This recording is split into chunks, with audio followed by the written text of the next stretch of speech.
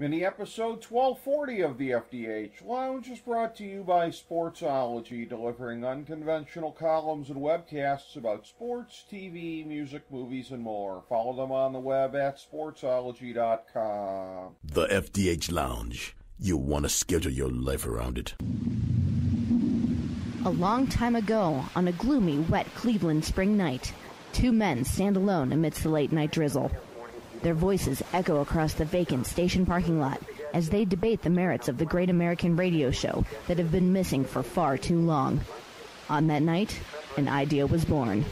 That idea became the FDH Lounge.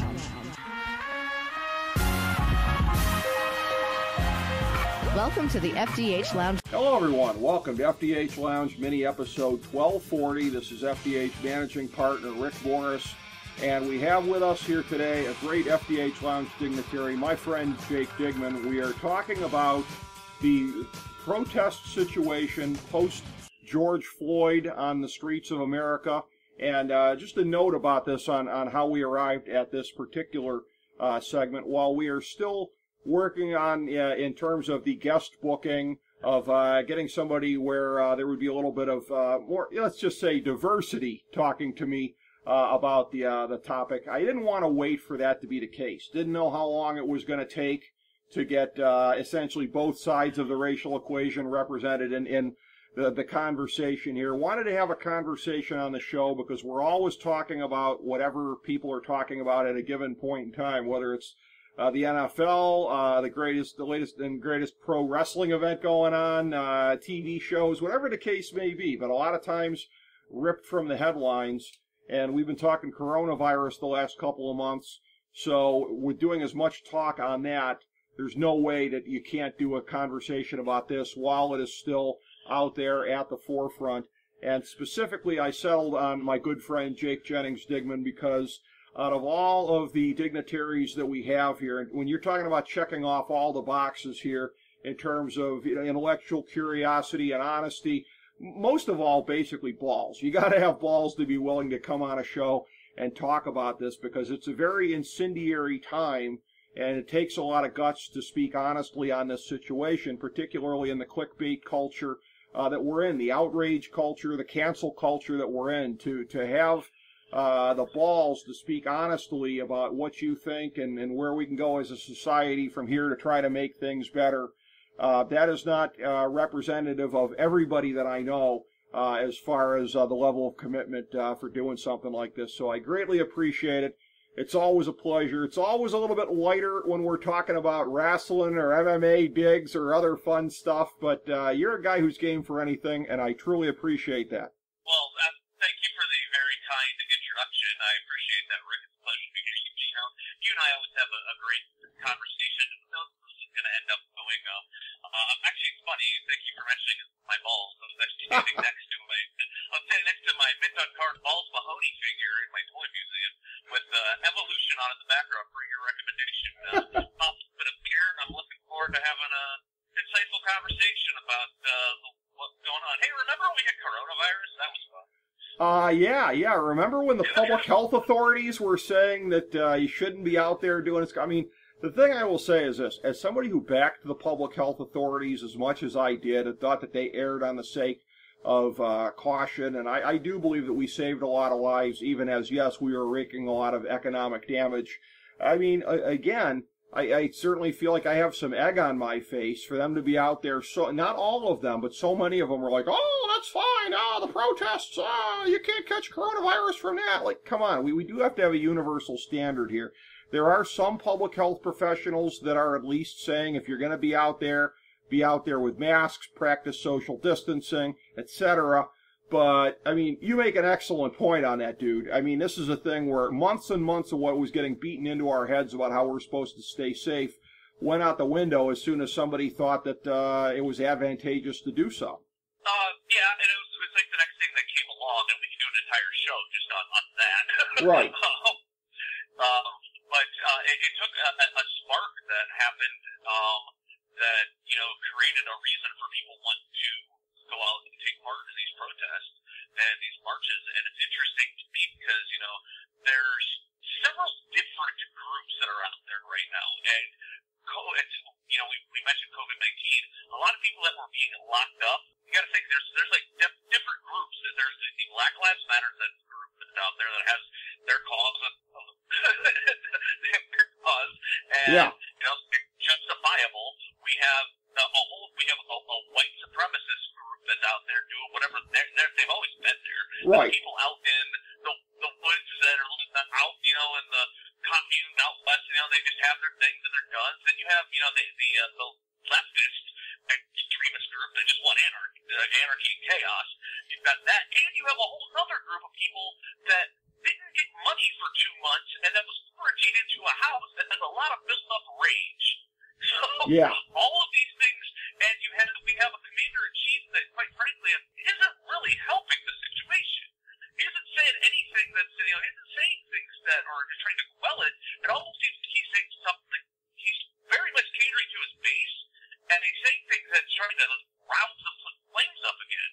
And all the things that make you stand back and go, Well, and here's the thing, and you're 100% right on that. And I'm somebody who, again, as has been established over time, as we're going to establish again here tonight in the course of my side of the conversation, somebody who is, well on the right side of the spectrum, but not somebody who voted for Trump in 2016. When my boy Rand Paul went down in the primaries, I ended up voting Constitution Party, and being somebody that votes on policies as much as I do, and having basically no expectations whatsoever for Trump, looking at the policies, looking at the judicial candidates who he's put up, who I happen to like for the most part. Again, looking at this and going, okay, well, this has been better than my low bar of expectations. I was open until fairly recently to this time voting for Trump. And again, the mask shaming that he did during the pandemic, I'm like, nah, that's as soon as the lesser of two evils is literally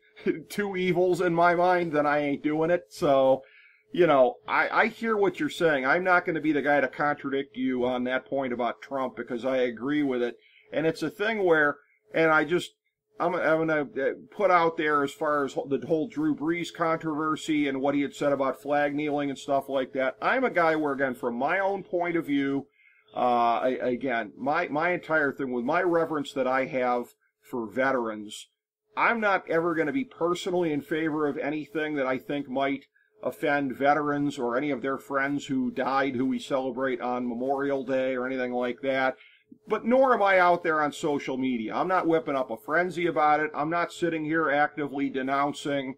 It's not for me as far as a preferred way of protest. But this is the thing. This is the second time that Trump has whipped it up, as he did when he tweeted about Roger Goodell a couple of days ago, of where he's basically gone, I double dog dare you to the NFL players to kneel.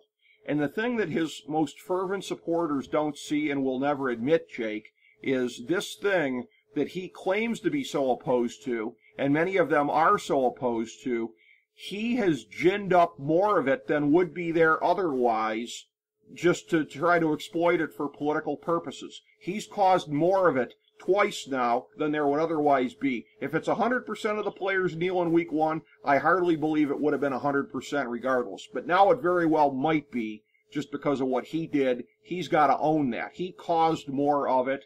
And like you said, feeding into the divisiveness because he feels like it benefits him. The old guy in Buffalo, the poor old guy who, again, I'm sure I don't agree with much in the way of that guy's politics, but holy crap, nobody deserves to get shoved out on the pavement the way that he did, and the way that Trump so disrespectfully tweeted about him when he's in the hospital for a skull fracture. I mean, we could go on and on and on, but again, we'll get there. Yeah, exactly. Oh, I mean, that's the whole thing. I mean, pouring oil on the fire here, pouring kerosene on the fire is, I mean, it just, I can't believe that what you and I are saying would actually be disputed by a fair cross-section of our country, but this just in, pouring kerosene on a fire is not the way forward when you're commander-in-chief. I agree with you 100%, and you might recall early on, I've never really, I used to be on social media especially, I used to, talk politics, my libertarian point of view and try to get people on both stuff. People say, hey, we can find a spot in the middle where we all agree. It's like, it's when you take the money out of this thing, it's where, if you take the money out of it, we can all find a spot in the middle where we can all get along. That's not the case anymore. Right. It is to the point where, like, you know, I sat after when the whole I was watching, actually, you know, I was watching on CNN because they were the only one giving actual coverage of it. The night of when the riots protesting and riots actually took to Vegas, and we're sitting there watching this, and I'm just like, holy crap! And you know, you wait for some kind of a response from the commander in chief to say something, and he speaks out through his favorite means of communication, which is Twitter, and he just, you know, it's just absolutely ridiculous. I mean, I don't have the exact tweets up in front of me right now, but it's like, you know, he's calling out everybody else but himself. Yeah. And I put a Facebook post. The first time I said really anything about Trump other than referring it for wrestling. I'll do some things like that, you know, until today. But first time I put something out there, I asked Trump supporters, I'm like, how do you support this? You know? Yeah. And like, what if we took the exact same thing, the exact same words, exact same behavior, we changed the name to Obama? How would you read it? Yeah. Well, you know, that's an excellent point. And mind you, I am not like, you know, I've never once in my life voted for a Democrat nor a Republican for president. I don't know that I ever will. Yeah. So that's the position where I come from on this.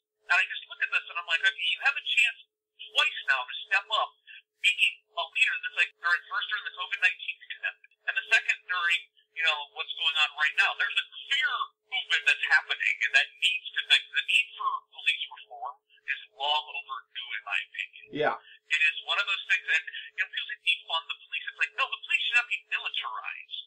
The police should not be looking through it. This links back to economics. Right. Where the police target are low-income areas. The low-income areas are where where we have majority minorities, blacks, Mexicans, whatever the area is, the country area. So you have that, and then you keep both beefing up the police enforcement in there. You can just lead to this chaos because all of the jobs that were there left. That makes sense? Yeah, that makes perfect sense. It does. And we're just going on this vicious cycle that it's like, okay, we need to, like, stop that. And actually, it's funny. I don't know if you watched John Oliver. Occasionally I watch some stuff. He did a really good piece last night on the tracing back history of, like, policing and where it came from, and it's just a fascinating thing. And mind you, I have plenty of police officers. I do. Sure. Like, you know, I was reading. I felt bad for my friends that were out there that were, setting out their Facebook messages. J.T. Miller was one of them. Okay. Cleveland police officer sent this message up there, just what was going on. He's like, by the way, I agree. What do you agree with the protesters? Mm-hmm. Just there's things that are happening that after the fact where it became like it's still a person there, but at the same time with that, it's the mentality, the gang mentality that you don't turn on your own, or however that works. That has to go. It Right. has to be one where it's like, you know, the police cannot be like just held accountable in the court of law like everybody else. Here's the thing, though, and again, I agree with you. The defunding thing is absolutely insane. The funny thing is there are some very smart Democratic operatives who see that this is just playing into Trump's hands. Trump is just drooling at the notion of Minneapolis basically turning into Somalia. I don't even think he knows what it means if they defund them. Well, I think they're not going to have any money. Well, but no, you take the money and you reinvest into other things. Like, I get that. And mine's not even. I wasn't even thinking anything that extreme. When I saw Minneapolis was disbanding their police department, I was like, holy shit! Holy crap! That's something I never thought I would see in my lifetime. Well, that's the thing, and that's the example, and Trump, quite frankly, wants to see more of that because it's something he can point to and run against. And again, I can't believe that there are areas that would be stupid enough to do that. As a friend of mine pointed out to me, because you were talking about all the disparate elements involved in the destruction on the streets here, and if I was to make a pie chart, I would say, you know, the white nationalists and whatever, my educated guess would be, because I don't think they carry a lot of weight as far as membership, as far as money, whatever. They're out there trying to stir it up where they can. I think on the left side of the spectrum, Antifa, I think there's a lot more power and energy. You go back years, even to like Trump's inauguration, some of the riots that took place then, this is nothing new. This has been going on for a couple of years now. But anyways, regardless of that, I had a friend of mine text me today and said, you know who the people are who love this defund the police thing the most, or disband the police department? It's the white supremacists, because they love the notion of, because as much as I sit here, and again, from a political point of view, I've always, and again, I have different policy prescriptions in mind than a lot of people do, because I think a lot of what we've done in the last 50 to 60 years since the Great Society hasn't worked. So I've been in favor of better innovations and the ideas from my side of the spectrum, but at the same time, coming from what I would say is a period of, a thing of concern and feeling badly for people in disadvantaged areas. Those people, holy crap, I would be heartbroken for them. I mean, I'm not one of these people who would be chortling like, oh, ha, ha, bring it on. Yeah, no, it will prove once and for all the stupidity of it, but at the cost of a lot of innocent blood in Minneapolis, all the people in those areas that are going to be ravaged when there's nobody to stop criminals. And oh, by the way, how long's the Mall of America going to be there? How long are all these other things going to stay there? You talk about de-investment, Jake Digman. It'll be de-investment from businesses getting the hell out of Dodge when that happens. Yeah, these are absolutely unprecedented times, because it's like, it's something that neither one of us, we ever thought we'd see in our lifetime. No. And I completely agree on your comment of, the ones who gain the most out of this are the white supremacists. Yeah. I look at it as, I don't know if you can, is that their official title?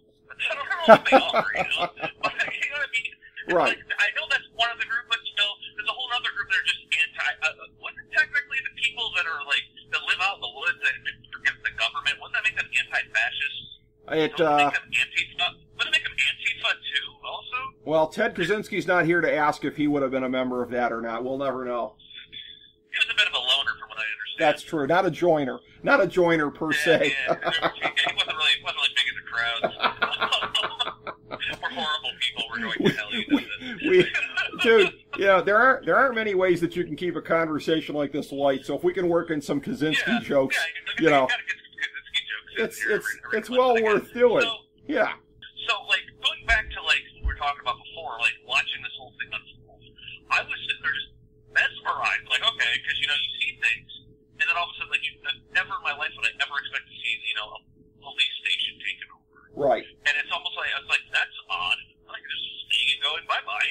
Right. And then everything from here, the one thing that needs to come out of this is that there needs to be, and it's funny, I had a conversation with someone, I get sad and funny. I was having a conversation with my girlfriend, I was telling her about, we were talking about, all this, the worst part is, if they want their message heard, they have to go where the money is, but they're going to attack their own, the poor will always devour the poor. Yeah. Always throughout history, the poor destroys and devours their own, and it's just no. You sort of grab a hold of them and shake them and be like, no, you're not, and thankfully, there's a lot of smart, young people, smart people, old people, all different sides, people who are smart, who realize that, this is, as much being a racial thing, this is an economic thing. Yeah. And they're channeling this movement into, this direction to be like, okay, because, just follow the history of the country. If you can look at everything from, how slaves were brought over here, who brought them over, the people who had money. Right. The average Joe Blow didn't have a slave. That wasn't a commonplace thing. They would make you want to believe, and we were kind of dumping streets. Well, some of us at least. And the one thing, and in conversations like this, and this might be somewhat antithetical to, my point, and you're making a point too of these being complicated, tangled issues and stuff like that. The closest I'm going to get to a broad brush is painting out all the areas where one of the perennial banes of my existence, woke white people, continue to make this shit worse. Because of, again, some of the elitism, let's just start with there, of the whole thing of you can't blame them for, rioting and whatever. Well, first of all, that's them presuming that it's them as opposed to outside agitators, mostly white outside agitators, which you and I have pointed out. Whatever the background, it was a hell of a lot of white people there leading the rioting and stuff like that. So first of all, kind of racist for them to make that assumption, which is ironic, isn't it? But beyond that, it's a thing where the damage done, you're talking about that, Jake. You are right. There are areas in downtowns, off of downtown areas, whatever, across this country that have never been the same since the riots of the late 60s. And here we go again. It could be decades until some of these areas come back. By the way, you mentioned it before. Never.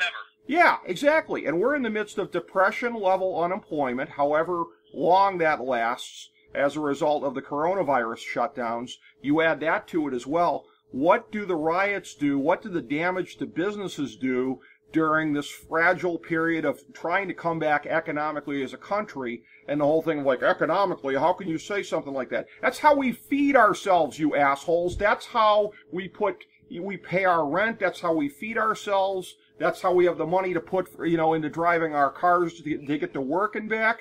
Economically, that it is such an ivory tower kind of a thing to act like, oh, it's just businesses, it's just buildings, it's just whatever. These are foundations for a way of life for people. There were a number of, I think it was predominantly women for whatever reason, but poor black women that I saw on Twitter. I retweeted a bunch of their stuff. It was so heartbreaking. It was like, one of them says, one of them is Chicago, something like, I work at the Walgreens. My family shops for food at the grocery store right by there. Both of those are gone now. What am I going to do? Like, the elitism of, oh, well, you can't blame people for rioting. Are you shitting me? The ripple effects of the destruction on predominantly the poorest and most disadvantaged among us from the rioting, as you pointed out, they're the ones that suffer the most. That just, if anything could make me black out from anger, basically, it would be that. This whole notion of who gives a shit about the rioting. I do, because of the ripple effects on people's actual lives, Jake Digman. The only reason why those people want to are so worried about their precious economy is because, and I agree with you, it is how we fund for silvery. Yeah. But it is how you make sustainability. But if you notice, it's not hit the most during this, this pandemic. It's the local mom and pop businesses. Yeah. And it's these corporations that are taking hits. Oh, they'll come on there and do this little pitter patter, like, oh, well, we put a 10% discount or whatever off of their salaries. But it's like, no. You are the ones that came in, first of all, wiped out all of these small businesses. Yeah. And now in situations where these people are, completely set up and has been quarantined, and now we've got, let's not forget, there was not just, George Floyd, there was also Breonna Taylor that happened. Yes. At the exact same time. So it's like, and that's a whole other, seriously, and they haven't been charged. And how do you not get charged? I'm sorry, but, in any other job, that if you're doing your job, and then all of a sudden, you're at your job ends up, just because you did it wrong, kill somebody, I'm pretty sure you're going to at least arrested and at least going on trial for, negligence here. Right. That's a bare minimum for that, But obviously, this is much more extreme than just negligence. But, you see all these things and these different pockets, and it goes back to, I like how I appreciate your passion of, these people looking down, basically, and it really is the ivory tower society. It is. The reason why they want this to go back up is because without all of the little worker bees, they don't make their shit. Right. It's like, the more this goes on, I hope the more people realize that the stock market is about as real as the WWE. Right. It only works if the people in it do their thing. It's like, I don't know, it's one of those things that felt like I stepped outside the matrix, and I look back at it and I go, especially in the situation I'm in right now, I'm like, man, I don't know if I can ever go back into that. Yeah, it's a hell of a thing. It's a hell of a thing, Jake. And again, I will say, this was on the tip of my tongue when you were talking before, so I'm going to remember to make the point now. The one thing that I think, when we're talking no easy answers here, is police reform. That's going to be one of the hardest matters in society. That's almost going to take like a Manhattan Project of really smart people to figure out in terms of that, because there is something to the notion that you will hear from the police unions of there needs to be trust, there needs to be a brotherhood, there needs to be whatever. There is that, and nobody likes a rat. I've dealt with rats in the workplace. We all have.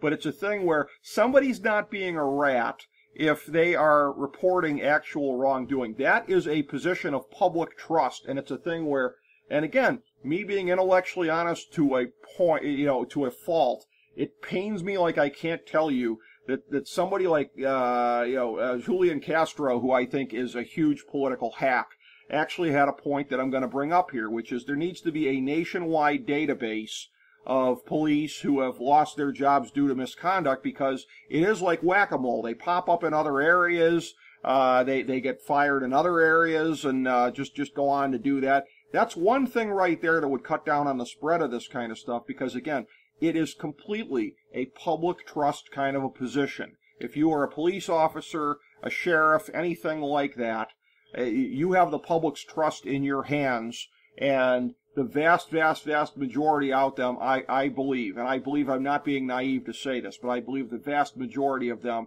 and I've known a decent number myself, and they all meet the heading of being good and decent people who only want to help. But for the ones that aren't there, rooting them out it is supremely important. But again, Jake, how we get from here to there, I don't have any idea. And I like to think I have ideas in a lot of areas. This is not one of them. This is going to have to be something that, I agree with your idea. I'm actually amazed we don't have a national database of this already. That is something that is very sorely needed. A lot of this also depends on, the location of Filmstead policing, and you get in there and you don't. I myself, I know several people I consider friends that are police officers that are really good people. They're awesome, that would give you the shirt off their back, that became police officers for the right reason. And to be honest, I'm not going to name names, but I know some that are total dickheads that have abused used their position to abuse power. So it's one, and do things, and there's, stories I can share. I'll tell you off the air. I'm not comfortable talking about it on the air because it involves a deep friend of mine. But there's a reason why said friend, and he made him change look at things differently. I'll just say that some actions that took place, and it's stuff like that where the stuff that we're seeing that's been caught on film now. That's the thing with the world we live in, and I've watched on film as and that's the thing. That's where the divisiveness comes in. I've watched on these videos where there's agitators that are attacking the police officers for no reason. Well, yeah. They're not doing anything. But on the opposite, when the police are attacking the protesters, it's a lot more violent. Oh yeah, yeah. What in the world? Okay, this is all your answer to what they're protesting is to do more of what they're protesting. Well, yeah. You just look at it, and it's like, this is the problem within the police culture with some of these people. Quite frankly, we don't know. Could be a lot of these people that they have this. It's one of those a person I know was in the military. He said something interesting. He wanted to go to war. It's like, if you train so long to use this gun, you never get to use it. It's like you're going to be a NASCAR driver, and you work on this car forever and ever and ever and ever and ever and ever, and then you finally got the chance to drive. Well, and that was this kind of, and I'm like, all right, I just think, it's that culture that has just prevailed forever in this country from the origins of, what policing was to what it is now. It needs to have a complete overhaul. The first thing that needs to be done is psychological evaluations, I think, because, you need to know where these guys are coming from, and it has to be done independently, because unfortunately, the police can't police themselves.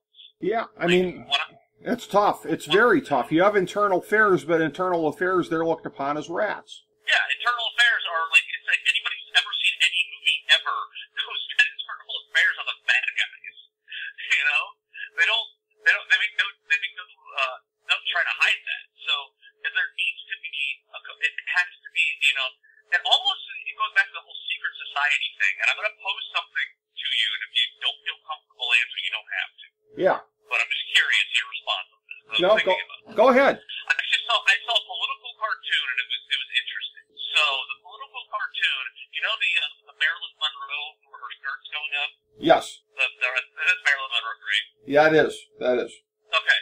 So that was the cartoon, and on the top they were in a KKK outfit, and underneath it was the police officer's uniform. And so in certain areas, do you think that's a prevalent issue? That's a problem. That's why we're in what we're in right now. Listen.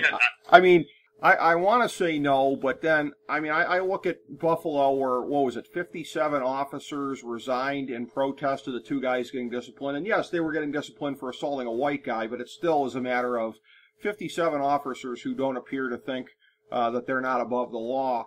I still, listen, and anything that I ever say in any way about this with the police is painful for me. I always think of myself as having been a big supporter of them, appreciator of what they do for us and everything like that. But I will tell you, and this is going to segue to some of the aspects of race that I'm going to bring up a little bit later on in terms of just keeping our ears open, that you learn a lot by listening.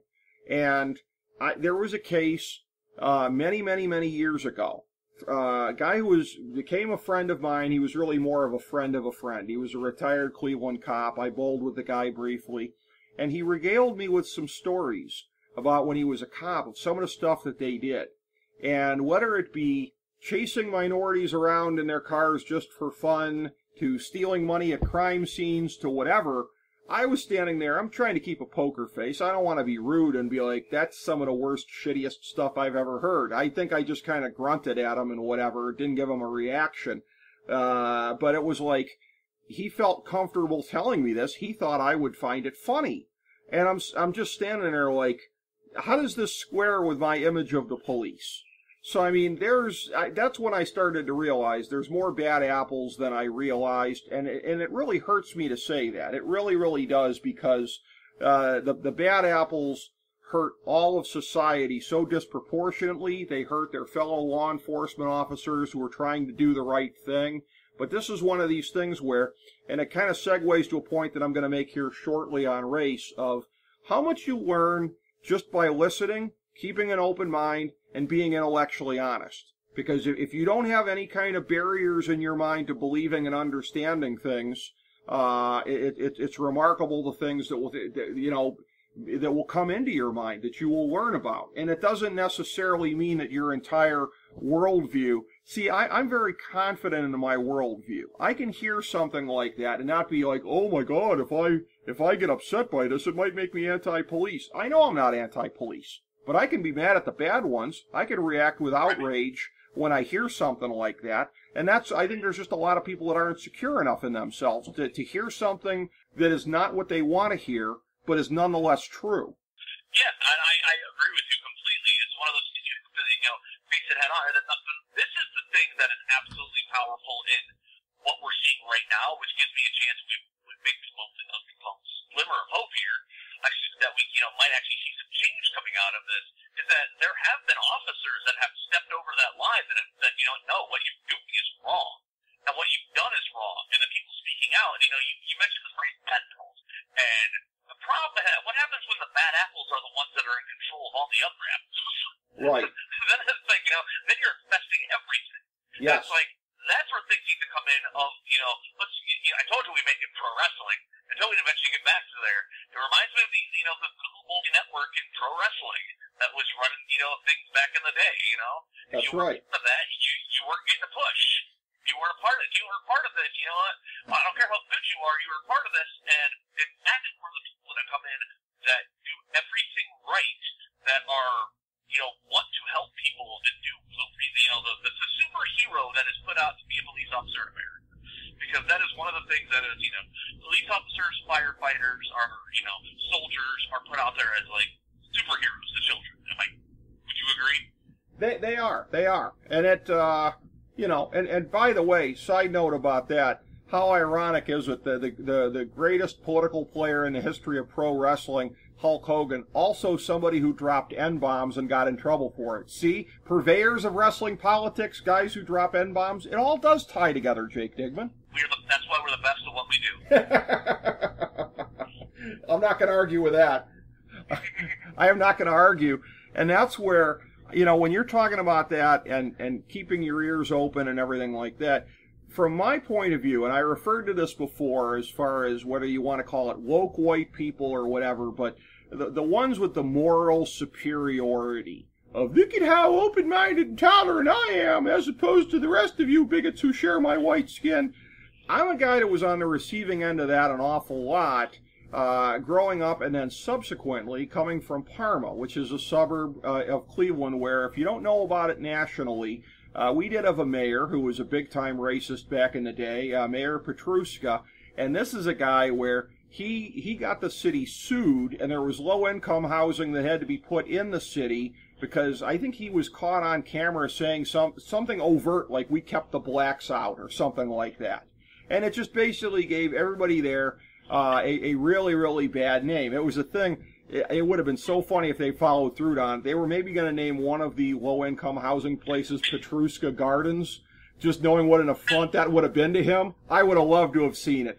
That would have really stuck it to him like nothing else ever would have, because he stuck everybody that lived there with that reputation. So if you're somebody like me growing up, and certainly on the right side of the spectrum, a child of the late era Cold War, and, Roman Catholic, that's where I get my, sense on social issues like, pro-life and whatever. So basically, I'm growing up on the right side of the spectrum where I've always been. You combine that with being from Parma, and everybody just assumes that you're a racist. And I will say that I didn't think of it at the time, but certainly looking back, I had a lot of defensiveness about that, and, not a willingness really to listen on a lot of this stuff. And that's where, and again, I would never call myself at this point enlightened, because I think if you're a white person calling yourself enlightened about race, you're a self-important, pompous, self-congratulatory asshole, and I will never be one of those people. I will, Bravo.